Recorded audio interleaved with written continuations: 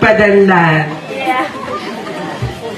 Actually, nagpapasalamat ako sa inyong lahat. Kasi in-invite niyo ako dito at tinanggap niyo ako. Maraming salamat sa pag-invite niyo sa akin. Kasi napasaya ko kayo. Alam niyo yan.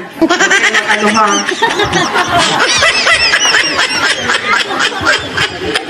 Thank you so much because just being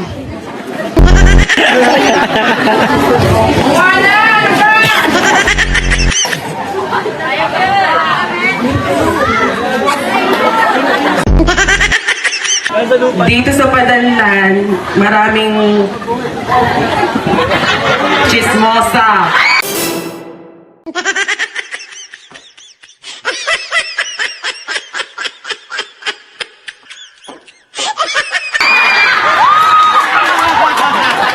Ano?